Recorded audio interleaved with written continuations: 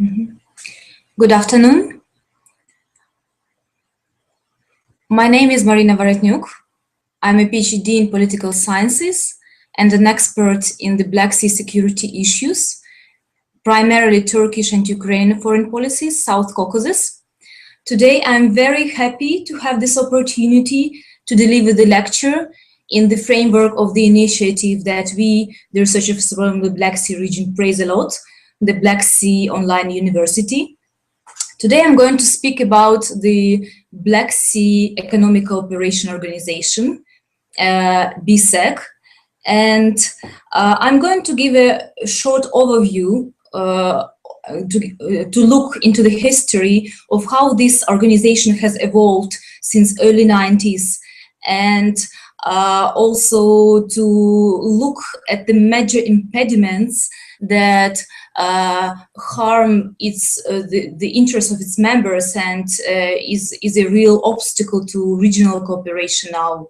Basically, I think why it's important to look at the BSEC, because it's an embodiment now of the way that the Black Sea regionalism functions, and with all its setbacks and, if moderate, but successes.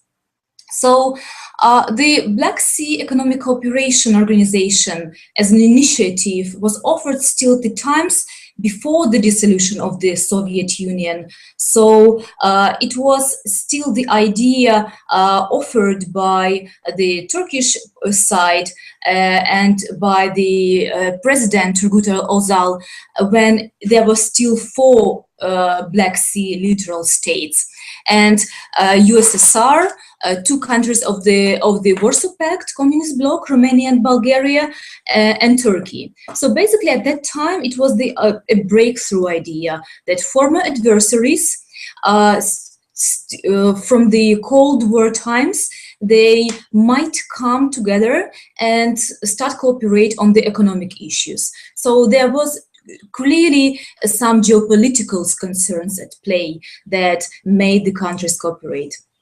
So in 1992, when the initiative was made and the Istanbul Declaration was signed by 11 countries after the dissolution of the USSR, the initiative was started. Later in 98, the charter was adopted that basically signified already that the organization starts to institutionalize itself.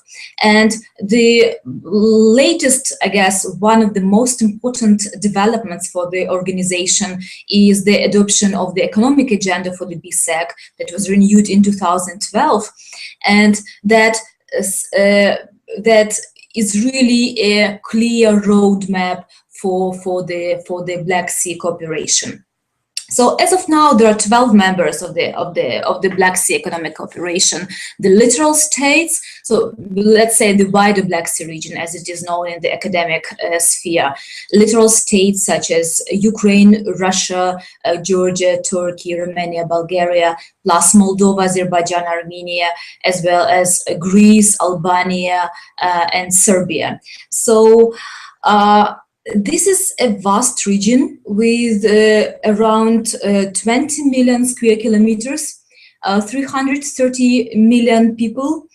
And so this is a region that till recently was growing very fast, that has a very huge potential, economic potential, but that is still very much underestimated and underdeveloped. So this is one of the major concerns of the BSEC when it was initiated, to really start to capitalize on the economic advantages that the countries of the region have, and to try to use it in the common interests. Let's say that. Very important message that I want to stop on is that what was the main motto of the organization when it was created. It was the economy as a driving factor for cooperation, and in a very functionalist logic that economic cooperation had to give a spillover into the politics.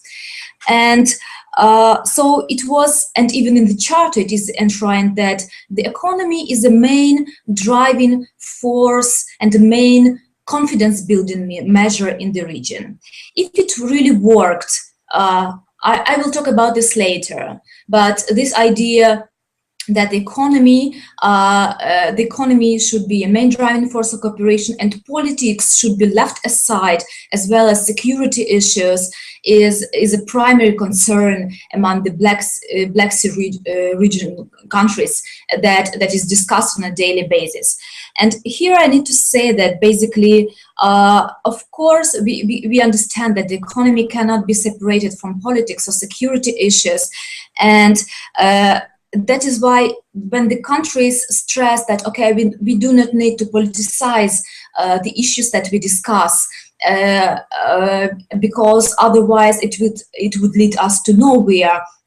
We see that this message is understandable, but still, because of the problems that the countries face, and I will say about this later, that many of the countries do not have even the diplomatic relations established, and there are many conflicts, long-standing grievances in the region.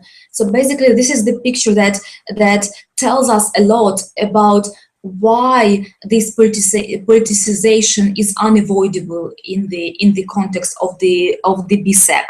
So when we speak about the first initial steps of the BSEC, let's imagine that early 90s, when the USSR was dissolved. So all those economies were basically formally central planned economies that were making that very, not in certain cases, not very smooth or even painful transit to market economies, and that had no experience of economic cooperation, that had lack of private capital accumulation, no private sector. I'm speaking about the post-communist countries. So basically, this is, of course, this had its say on the dynamics of the regional cooperation and still has its impact on the way how the Black Sea economic cooperation functions. Well, when we speak about I think it's time to talk about the major problems that exist, and later I will go to the concrete practical dimensions of the cooperation within the Black Sea economic cooperation. So basically, we see in all the documents that the BSEC has to be, the major principles it has to be built on is good neighborliness and inclusiveness of organization, regional ownership, consensus, trust building. So very the principles that are very benign, and so countries are coming with benign intentions to cooperate. In reality, we see that it's not always the case that the BSEC is really this becomes a forum for fruitful exchange of thoughts. Very often, as I said, I named those countries that are the member states of the organization, and we see that basically there are countries that, as I said, that have no diplomatic relations, and of course that has its impact on the way they communicate in this forum. Let's say as Russia, Georgia after the Russian-Georgian war over South Ossetia in 2008, or Armenia and Turkey. So many countries have long-standing protracted conflicts, so-called frozen conflicts or dormant conflicts, whatever we call them. The conflicts in Nagorno-Karabakh, South Ossetia, Abkhazia, Transnistria. So, and now we have a newcomer, let's say and I think this is one of the game changers in the region, that changed also the internal procedures within the Black Sea region. That is the issue of of Crimea, and also the conflict in Donbass in Ukraine. So of course, because of this extensive militarization of the region, economic cooperation inevitably suffers a lot. So we see that, as I said, we have this long-standing history of conflicts, and we have the organization which is quite heterogeneous in terms of its participants. So of course we understand that the Black Sea region as an entity, it exists, and it's very commendable that the countries try to cooperate, but still there's a huge disparity in terms of economic development even. So we see that there are big economies there, such as Russia, Turkey, then comes Greece, Romania, then Ukraine. So the first five in terms of GDP, in terms of population and size of territory. And then there are smaller economies. So, and of course, we understand that also the fact that the EU is present in the region by basically 3 member states. First, it was Greece, then the Romania and Bulgaria came. And Turkey is the country which is applicant and is trying to become the EU member. So we see that there are certainly 2 centers of gravity in the region. Basically, on one side, this is the EU, which is present. We can discuss actually the extent of cooperation between the EU and BSEC, because we can say that it was established, but it's not so functional and well organized as it could be. We have also Russia as another center of gravity, with its Eurasian Union, which was officially initialed on 1st January this year, 2015. So this is very important to understand when we speak about if really the region can cooperate as a single entity. Because when we speak about many important projects, let's say about the creation of the free trade area, Black Sea Free Trade Area, this was the idea that was initially proposed, and basically it was still till recently, for example, in 2013, when Ukraine was the chairmanship for half a year in the BSEC, it was one of the major guidelines of its or priorities of its chairmanship to create the FTA, free trade area in the BSEC. So this idea is still on the table, but it looks like, and all the parties really see that actually because there are different arrangements and different commitments of the countries to different trade arrangements with the EU, let's say, and the Eurasian Union. So basically, they do not necessarily match well together. Now, when Georgia, Ukraine, and Moldova signed the association agreement with the EU, it's even more a factor to watch and to understand that the free trade area in the BSEC is not such an easy endeavor at the moment. Then Turkey, which has a customs union with the EU, and as I said, 3 other Greece, Romania, and Bulgaria, the EU member states.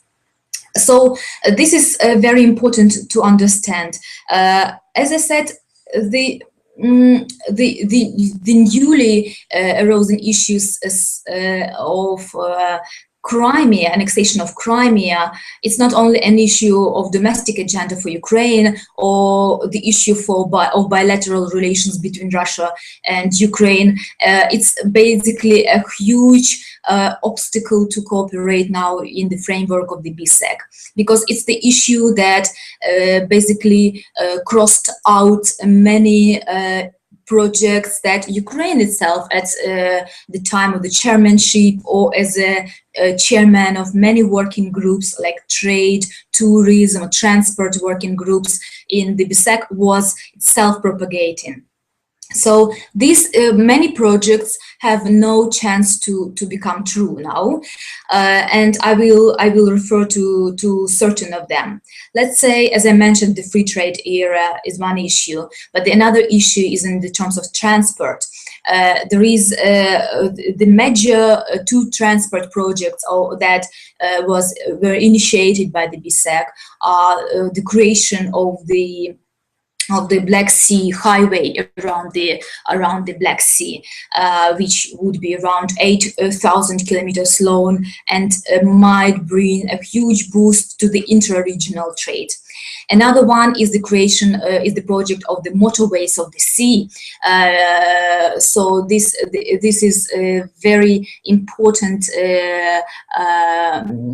project to connect the port infrastructure of the countries in the region.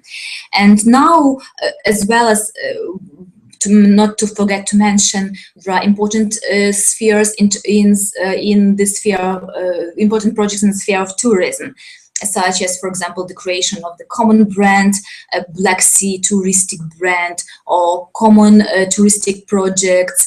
And so where the Crimea, at the time when those projects were worked out, it was a cornerstone of many of those projects because of its geographic location, because of its port infrastructure. And so now when we have this issue and Ukraine officially made the declaration that basically at the Council of Foreign Ministers meeting, that is the highest body in the BSEC, that basically we have to amend these plans because that means the BSEC, because Ukraine tries to really to get the support among the BSEC members to condemn the annexation of Crimea. And so far we see that there is no really room for maneuvering to make many of the projects come true. Last year, Ukraine, Moldova and Romania have negotiated the route of the Black Sea highway. That was already considered a big achievement. But when it will be realized, it still remains to be seen. Now, I guess I'm going to speak also about the fact that BSEC was created as a regional organization to be a multilateral forum for economic exchange. Did it materialize? I guess no, because still the biggest factor that really impacts the cooperation is that the volume of intra-regional trade is still very negligible. So basically, the cooperation develops along the bilateral lines much more than along on the multilateral forum. So there is a bilateral approach rather than a multilateral one when handling many issues. As I will mention later, in more details, BSEC is working on many issues, starting from the banking sphere to combating the illegal trafficking, terrorism, or organized crime. So it covers the issues of good governance. And so basically, in all these issues, we see more that the bilateral approach prevails rather than some multilateral approach. We have some memorandums of understanding and agreements in frame of the BSEC, but really they lack the implementation and they still don't work as it was envisioned when the countries signed them. Now,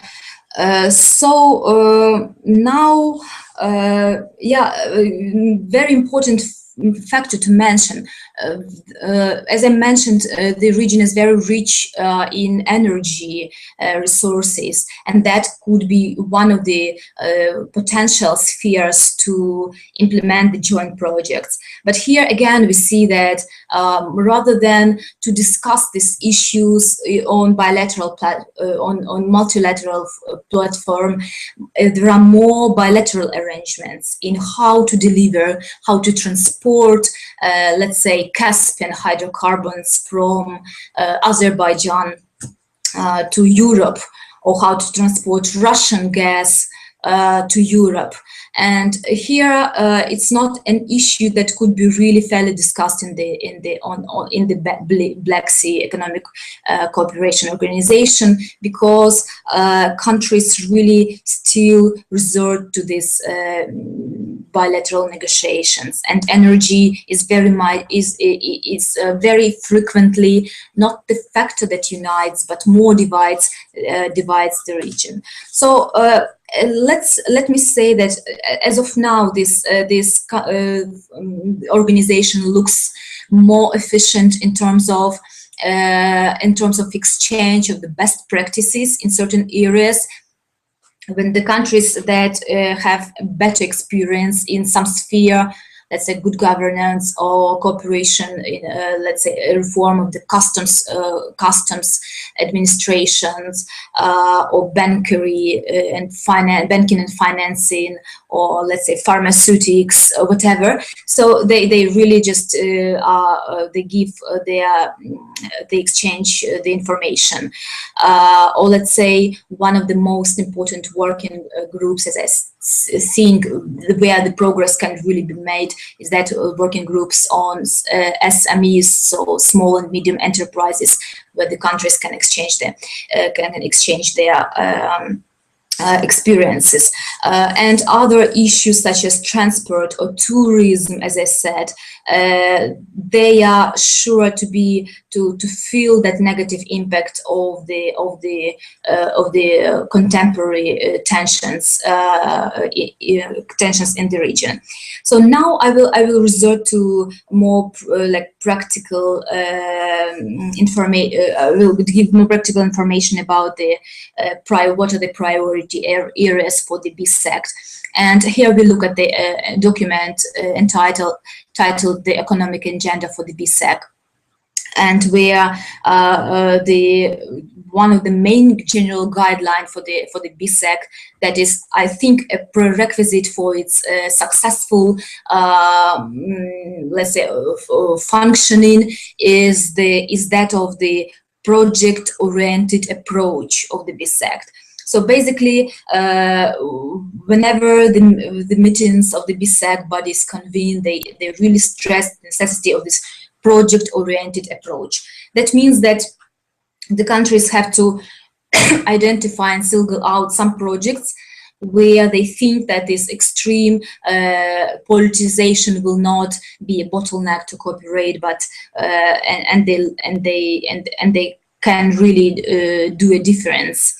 Then one of the important principles that, as I said, that the BSEC is working on is the cooperation with international institutions and organizations. And here the EU, of course, is the major actor to have its say, because, as I said, because of several members present there, but also because, as we know, the EU has its interest in the region and came out with certain initiatives, such as the Black Sea Synergy, or later with the Eastern Partnership initiative.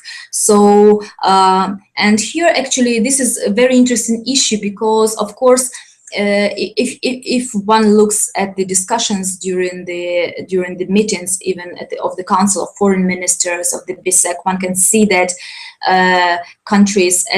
some countries advocate more stronger EU presence in the BSEC and in the regions, and some, let's say, as let's say Russia, they say that basically the EU has nothing to do here in the BSEC, as it is like the regional organization setting, so not much of and basically we know the attitude of Russia towards the Eastern Partnership as some anti-Russian initiative.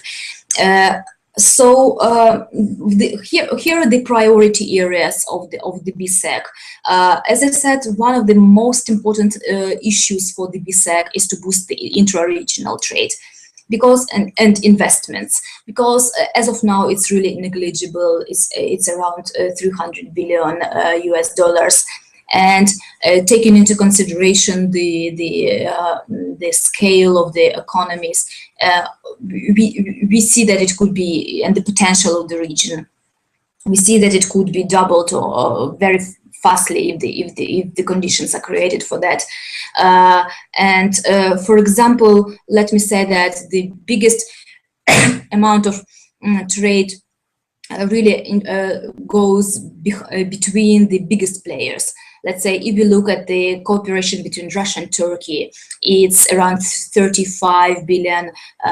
So the turnout is about 35 million US dollars.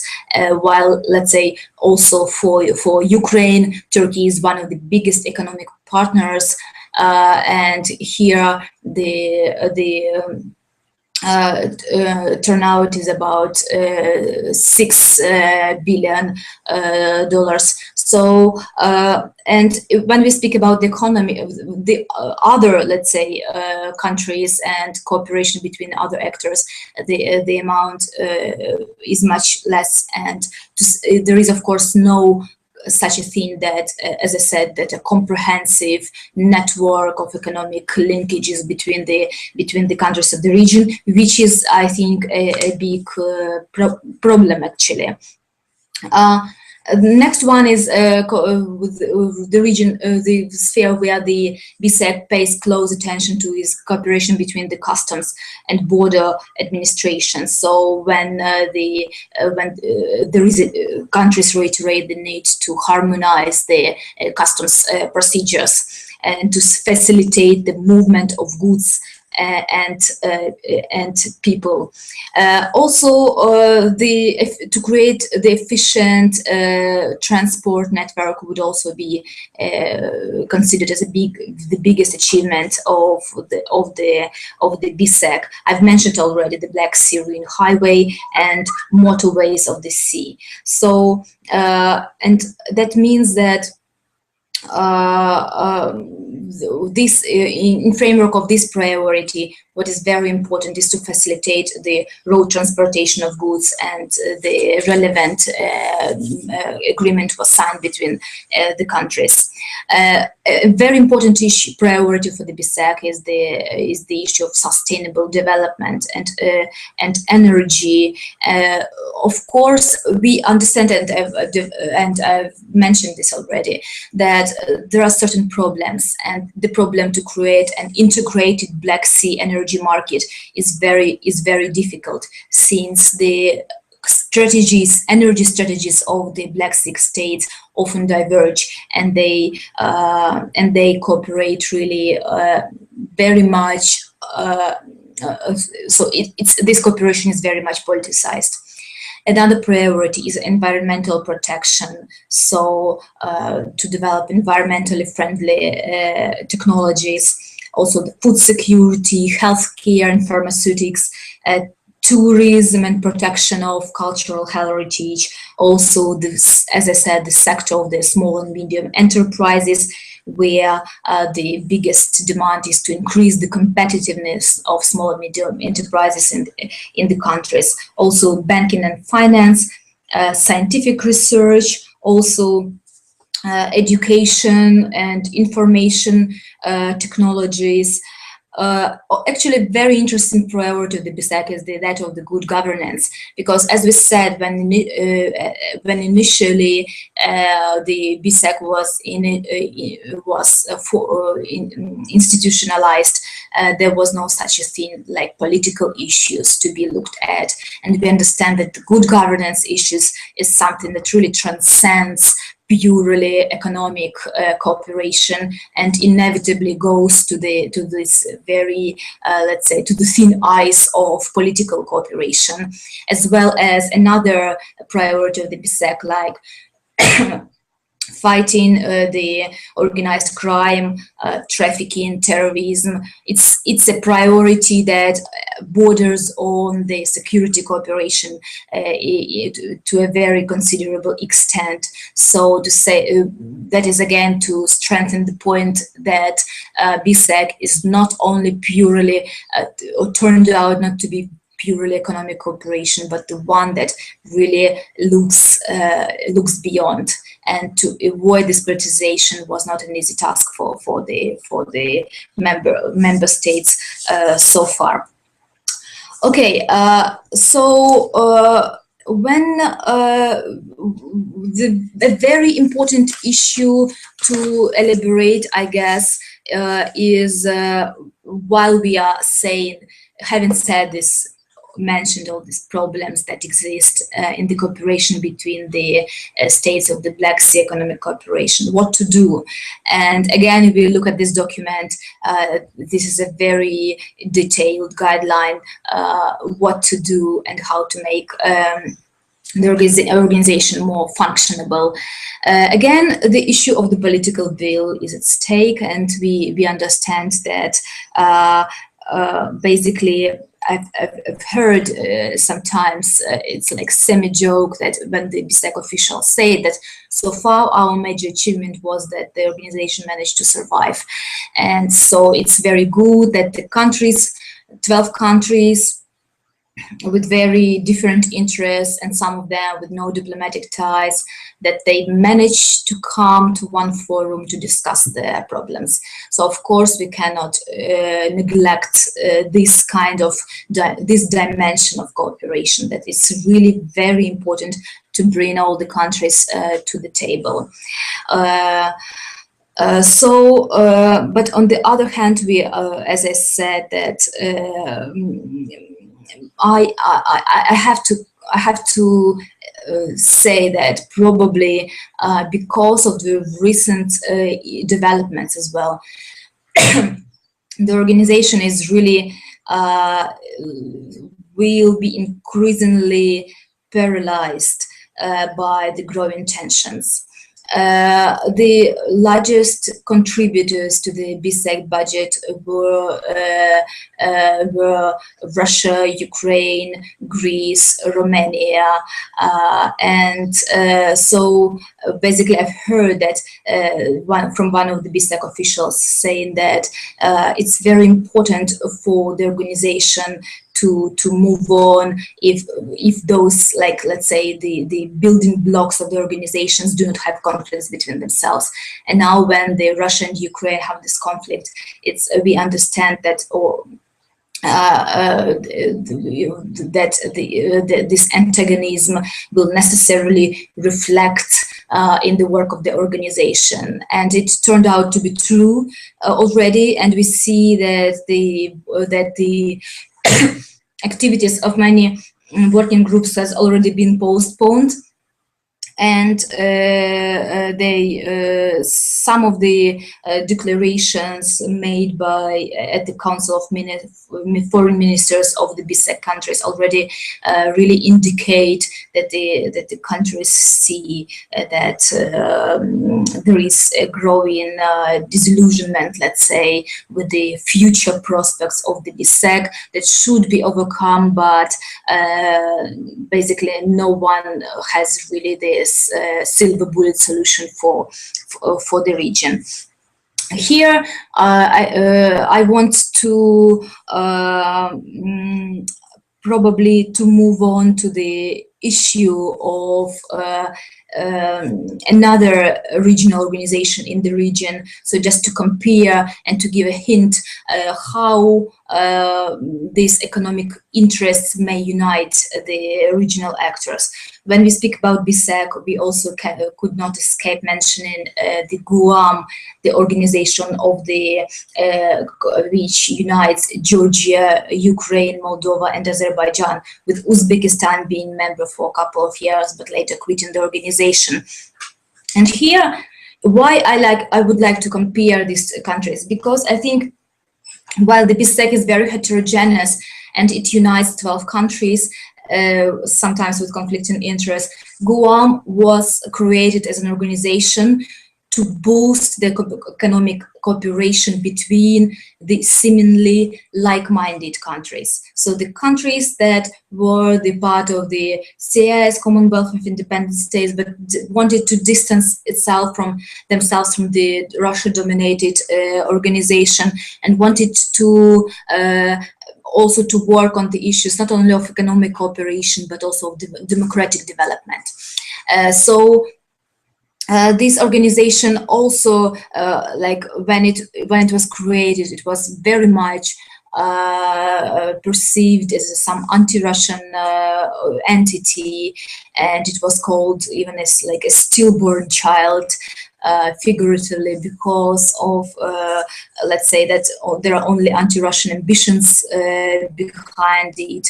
Yeah, but whatever caused its creation, let's say that the whole idea behind it was quite a right one to let's say, and there are comparisons or parallels between the Guam as the Black Sea Visegrad 4. So let's say we look to the Central Europe, we see that the Visegrad for the countries of the Visegrad, they could cooperate and they could manage, and then four of them entered the EU as their like final destination. And here, when we speak about Guam, basically we understand that these four countries are the members of the Eastern Partnership, but basically it had the same fate as the BSEC. No considerable or breakthrough projects were implemented since its inception, and so of course, there are certain level of cooperation between the countries, but we still need to look at the issue at such factor as the level of that all the now already four of the members of Guam have conflict on their territory, and they are really preoccupied with this issue of territorial integrity. And in case of Azerbaijan, for example, we know that its stance towards the European integration is quite different from that of the Ukraine or Moldova or Georgia. So it keeps its equidistance both from the European Union as well as Eurasian Union, where it is very much welcomed by Russia. So does that mean that one might wonder that there are no models of effective economic cooperation in the region? I would like here in the remaining time to dwell on one issue which I think might be a successful model when the countries cooperate. It's so-called trilateral platform of Georgia, Azerbaijan, and Turkey, which is not an institutionalized entity. It's not an organization, but recently, for the recent 3 years, it is becoming more visible through the regular meetings at the highest levels of officials of these countries. So, and with the Trabzon Declaration adopting and even singling out some guidelines what to do for the three countries. So the guidelines of the joint actions. So this is very important to follow this new development. What has been achieved? I guess this in the primary spheres that the BSEC is working on, these three countries managed to give the most, let's say, exemplary kinds of cooperation. So which can be also attributed probably to the BSEC, but more to the cooperation between these three states. more. Just to mention, we know that there exists the energy projects that are quite successful on transportation hydrocarbons. So in 2006, there was opened the Baku-Tbilisi-Ceyhan pipeline, or oil pipeline, so which is transporting Azeri oil to Ceyhan, to the Mediterranean Turkish port, and bypassing the Bosphorus and Dardanelles via, we know that which are quite overcrowded with the tankers. So it was the solution as well to the environmental concerns as well.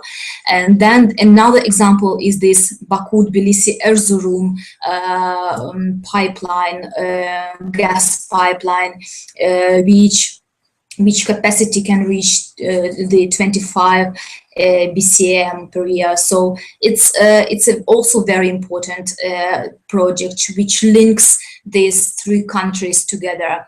And now another transportation project is being underway. That is the construction of the railroad Baku-Tbilisi-Kars. This is very important for all the transportation network of the region, because it might create this synergy effect when, because of this railroads, basically the Black Sea transportation network is becoming integrated or gains some interconnection with the trans-European transportation network. So let's say now when the Azerbaijani authorities have declared the prospects to build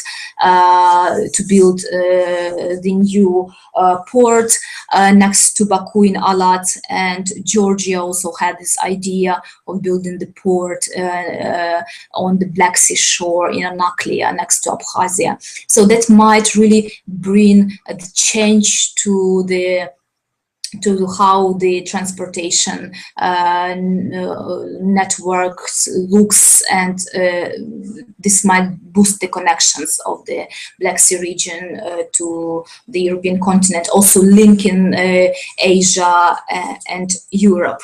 So this is just an example, really, when there are some kinds of efficient cooperation between the countries of the region, which hopefully might give this spillover effect to the whole BSEC, let's say. It remains to be seen where the priorities singled out in the economic agenda for the BSEC will be materialized.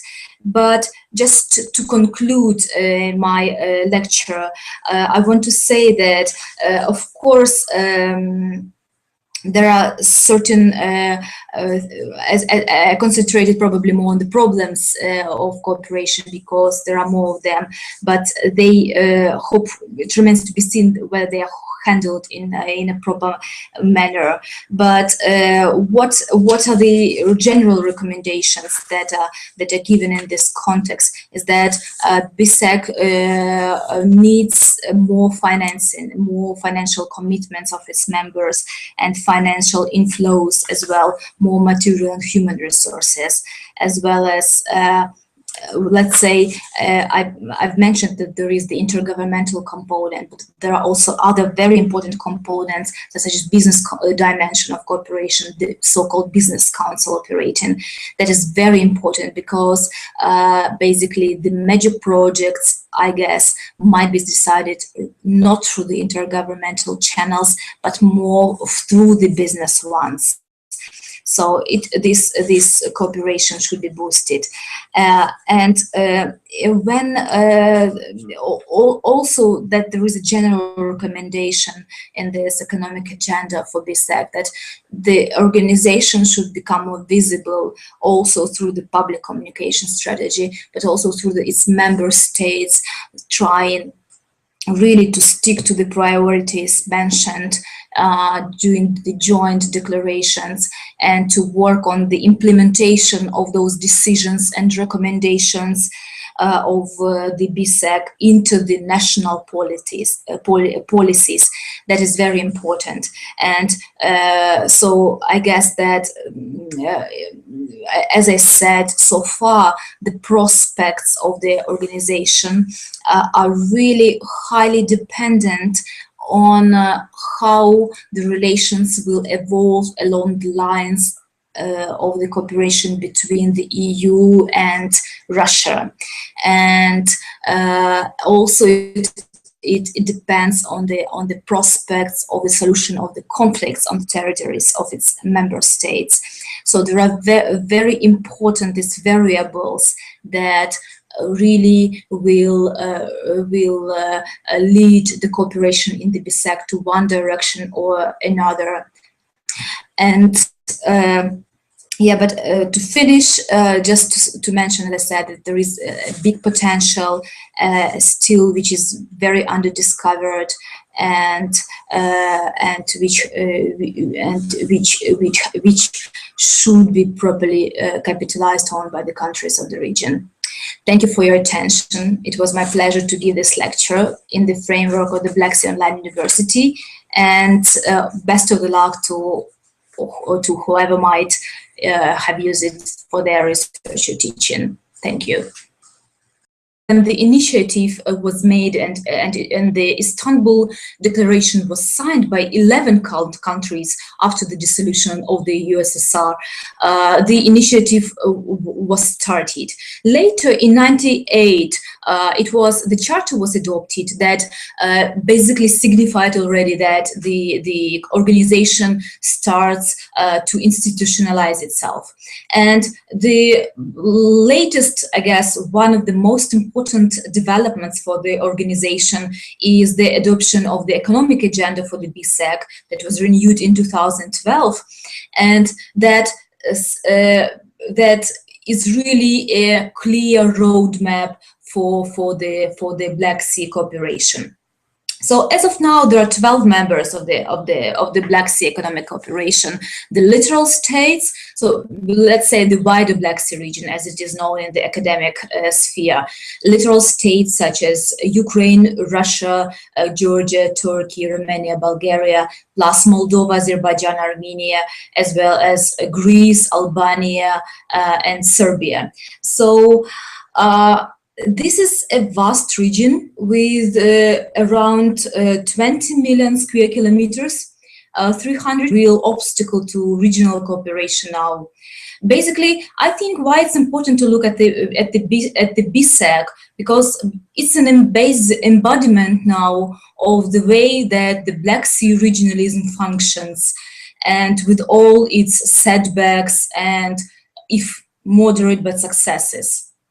So the Black Sea Economic Cooperation Organization as an initiative was offered still at the times before the dissolution of the Soviet Union. So it was still the idea offered by the Turkish side and by the President Turgut Özal when there were still 4 Black Sea littoral states, and USSR, 2 countries of the Warsaw Pact communist bloc, Romania and Bulgaria, and Turkey. So basically at that time it was a breakthrough idea that former adversaries from the Cold War times, they might come together and start cooperate on the economic issues. So there was clearly some geopolitical concerns at play that made the countries cooperate.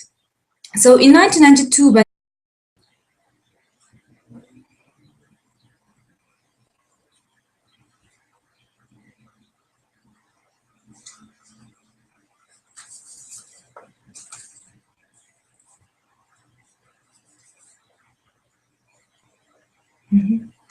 Good afternoon. My name is Marina Varetnyuk. I'm a PhD in political sciences and an expert in the Black Sea security issues. primarily Turkish and Ukrainian foreign policies, South Caucasus. Today, I'm very happy to have this opportunity to deliver the lecture in the framework of the initiative that we, the researchers from the Black Sea region, praise a lot, the Black Sea Online University.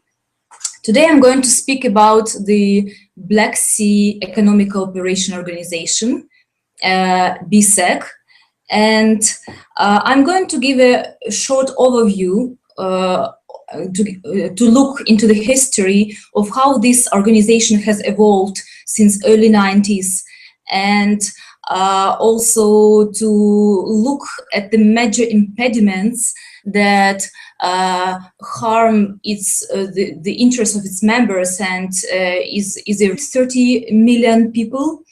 And so this is a region that till recently was growing very fast, that has a very huge potential, economic potential, but that is still very much underestimated and underdeveloped. So this is one of the major concerns of the BSEC when it was initiated, to really start to capitalize on the economic advantages that the countries of the region have, and to try to use it in the common interests. Let's say that very important message that I want to stop on is that what was the main motto of the organization when it was created. It was the economy as a driving factor for cooperation, and in a very functionalist logic that economic cooperation had to give a spillover into the politics. And so it was, and even in the charter it is enshrined that the economy is the main driving force and the main confidence building measure in the region. If it really worked, I will talk about this later, but this idea that the economy should be a main driving force of cooperation and politics should be left aside, as well as security issues, is a primary concern among the Black Sea region countries that is discussed on a daily basis.